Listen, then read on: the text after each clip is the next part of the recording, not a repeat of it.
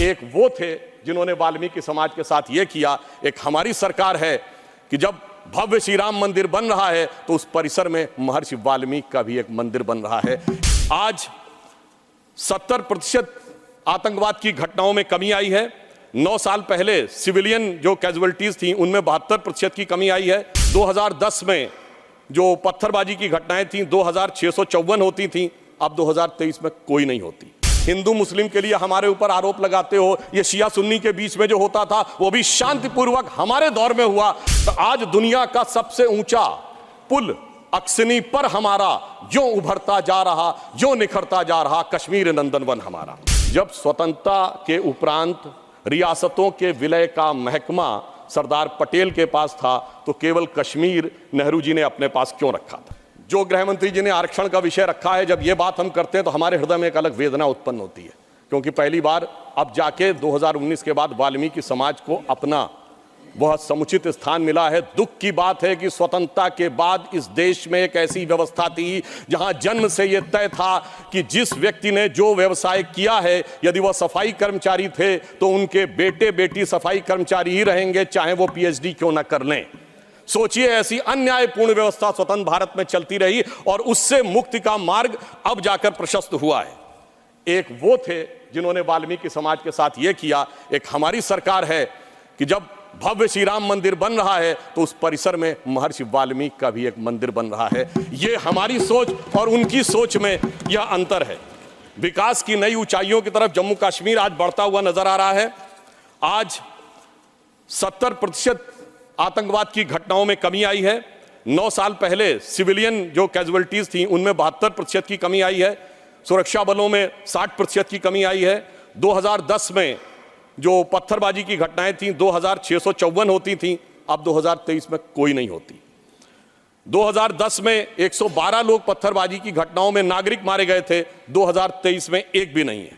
2010 में 6235 security personal injured हुए थे, 2023 में एक भी नहीं है। और 2010 में 132 ऑर्गेनाइज स्ट्राइक हुई थी, 2023 में कोई भी नहीं है। 2010 में 70 घटनाएं हुई थी सीज फायर वायलेशन की, 2023 में 2 हुई हैं। और इस प्रकार हम ये कह सकते हैं कि कश्मीर के अंदर एक भारी बदलाव और एक सकारात्मक दिशा में दिखाई पड़ रहा है। और इसके लिए विकास के नए मार्ग के ऊपर कश्मीर इस प्रकार से प्रशस्त होता हुआ जा रहा है कि धारा 370 के हटने के बाद जो कश्मीर का डोमेस्टिक प्रोडक्ट था, जीएसडीपी था, जो 1 लाख करोड़ रुपए था, वो 5 साल में बढ़कर 2,27,000 करोड़ रुपए से अधिक हो गया है। सरकार ने कई लार्ज रिक्रूटमेंट ड्राइव स्टार्ट किए हैं जिसमें 29,813 लोग अब तक रिक्रूट किए जा चुके हैं और एडिशनल 5,523 वैकेंसीज क्रिएट की गई हैं। जम्मू कश्मीर ने इन्वेस्टमेंट के जो प्रपोजल आए हैं वो 66,000 करोड़ रुपए के हैं और जो डायरेक्ट एम्प्लॉयमेंट और उसके द्वारा जो इनडायरेक्ट एम्प्लॉयमेंट क्रिएट होगा वो 2.9 लाख तक के व्यवसाय के अवसर क्रिएट हो सकते हैं। 2 मेडी सिटीज जम्मू और कश्मीर में क्रिएट की जा रही हैं। इस ढंग से स्थानीय चीजों को बढ़ावा दिया जा रहा है कि ऊखू गांव अब पेंसिल वाले गांव के रूप में पूरे देश में विख्यात होता जा रहा है। और इसी के साथ साथ हिमायत स्कीम जैसी योजनाओं के द्वारा लोगों को रोजगार के नए अवसर प्रदान किए जा रहे हैं। यूनियन टेरिटरी गवर्नमेंट ने जीआई टैगिंग भी की है। सैफरन यानी केसर, जिसके लिए कश्मीर बहुत प्रसिद्ध है, उसमें और बासमती राइस की जीआई टैगिंग की व्यवस्था की, जिससे कि उसको एक अंतर्राष्ट्रीय स्तर तक एक मान्यता प्राप्त हो सकती है। जम्मू कश्मीर में इंफ्रास्ट्रक्चर डेवलपमेंट फाइनेंस कॉर्पोरेशन की भी स्थापना की गई है, जिसके द्वारा अनेक प्रोजेक्ट बहुत सफलतापूर्वक चल रहे हैं। कल्चरल एस्पेक्ट पे अगर हम देखें तो दिवाली शारदा देवी टेम्पल में 75 साल के बाद पहली बार मनाई गई है और कश्मीरी पंडितों का प्रसिद्ध त्यौहार नवरेह इस बार पूरे उत्साह के साथ मनाया गया है। और हमारी गवर्नमेंट आने से पहले कुल 14 लाख टूरिस्ट आते थे, 2022-23 में 2 करोड़ पर्यटक आए हैं। इससे आप समझ सकते हैं कि जम्मू कश्मीर की अर्थव्यवस्था को कितना मिला। आगे मैं एक और बात कहना चाहता हूं कि पहली बार 30 साल के बाद 27 जुलाई को शियाओं का मुहर्रम का जुलूस भी शांतिपूर्ण ढंग से और पूरे अकीदत के साथ चला। महोदय, मैं एक बात याद दिलाना चाहता हूं। मैं लखनऊ का रहने वाला हूं। वहां भी मैंने बचपन में हिंदू मुस्लिम कॉन्फ्लिक्ट नहीं सुना था, शिया सुन्नी कॉन्फ्लिक्ट सुने थे। इनकी सरकार के समय में शियाओं का जुलूस, मदे साहबा का जुलूस रोक दिया गया था। 22 साल तक रुका रहा। जब हमारी सरकार आई उसके बाद वहां पर शियाओं का, मदे साहबा का जुलूस निकलने की स्थिति आई। मैं पूछना चाहता हूं भाई, हिंदू मुस्लिम के लिए हमारे ऊपर आरोप लगाते हो, ये शिया सुन्नी के बीच में जो होता था वो भी शांतिपूर्वक हमारे दौर में हुआ, कश्मीर हो या देश का कोई और हिस्सा हो। यह दर्शाता है कि हमारी सरकार सभी समुदायों को समान रूप से उन्नति का अवसर देती है। और 30 साल के बाद सिनेमा हॉल खुले। अब मैं एक बात और कहना चाहूँगा। बहुत बताया जाता है कि जम्मू कश्मीर सूफी का बहुत बड़ा सेंटर था। मैं पूछना चाहता हूँ कि विगत 30 वर्षों से सूफीज़्म के 4 बड़े सिलसिले हैं, नक्शबंदी, सोहरावर्दी, चिश्ती और कादरी। एक का भी कोई मरकज़ बचा हो तो बता दीजिए। बहुत से लोग विवादित ढांचा गिरने की बात करते हैं, मगर इस हिंदुस्तान में कश्मीर में एक चरारे शरीफ की मजार थी जो सैकड़ों साल पुरानी थी, उसे जला के ध्वस्त कर दिया गया और जलाने वाला कश्मीर भाग गया। उसके बारे में कोई नहीं बोलता। सेकुलरिज्म का सूरमा उत्तर से दक्षिण तक चुप बने रहते हैं। हमारे दिल में उसके लिए भी दर्द है।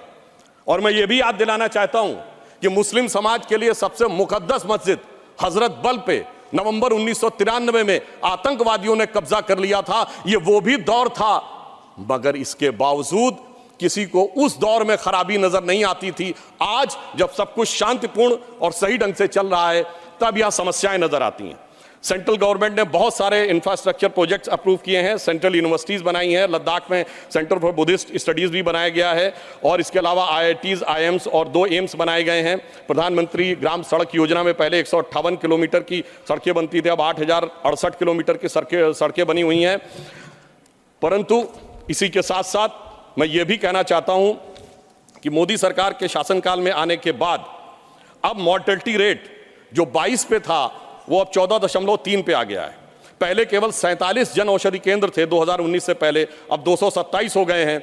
और सबसे बड़ी बात यह है कि आज दुनिया का सबसे ऊंचा पुल जो 1315 मीटर का है वो आज चिनाब नदी के तट के ऊपर बना हुआ है। यह दर्शाता है कि कश्मीर किस नई ऊंचाई की तरफ जा रहा है।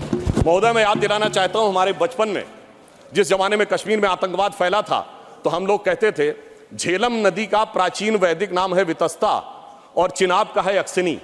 तो हम कहते थे बो दिए विष बीज किसने, अब वितस्ता ने पुकारा, क्यों झुलसता जा रहा कश्मीर नंदन वन हमारा। आज मोदी जी की सरकार आने के बाद हम कह सकते हैं, पर आज दुनिया का सबसे ऊंचा पुल अक्सिनी पर हमारा जो उभरता जा रहा, जो निखरता जा रहा कश्मीर नंदन वन हमारा। अब मैं एक और भी बात यह कहना चाहता हूं कि 21 हाइड्रो पावर प्रोजेक्ट्स भी चल रहे हैं। G20 जिस शानदार तरीके से हुआ वो हम सब ने देखा। परंतु यहां मैं एक बात कहना चाहूंगा कि यह विषय इतना आसान नहीं था जितना समझा जाता है। जिस समय आतंकवाद शुरू हुआ था, जस्टिस नीलकंठ गंजू की हत्या उस समय हुई जब श्री राजीव गांधी जी के नेतृत्व में भारत के इतिहास की सबसे मजबूत सरकार थी। वो तो लोगों को याद होगा, मुझे याद है मान्यवर, बचपन में बहुत से लोगों को नहीं याद होगा। वर्ल्ड कप 1983 का जीतने के बाद इंडिया का पहला वनडे इंटरनेशनल कहां हुआ था? 13 अक्टूबर 1983 को श्रीनगर में, भारत और वेस्ट इंडीज के बीच में।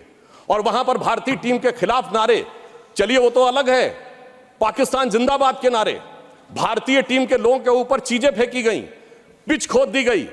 उस समय तो सर्वकालीन शक्तिशाली प्रधानमंत्री जिन्हें विपक्ष मानता है श्रीमती इंदिरा गांधी जी का शासन था। परंतु उसके बाद ऐसा दौर भी आया कि वो सब लोग आरोप से छूट गए। कल माननीय गृह मंत्री जी ने जब लोकसभा में कहा था, कुछ गलतियों के बारे में कहा था, तो वहां पर नेता प्रतिपक्ष ने कहा था कि साहब गलतियां अगर हैं तो इस बारे में चर्चा कर ली जाए। तो मैं सिर्फ ये बताना चाहता हूं कि अगर गलतियों की बात होगी तो बहुत सी ऐसी गलतियां हैं जिन्हें विशेष रूप से ध्यान रखने की आज आवश्यकता है।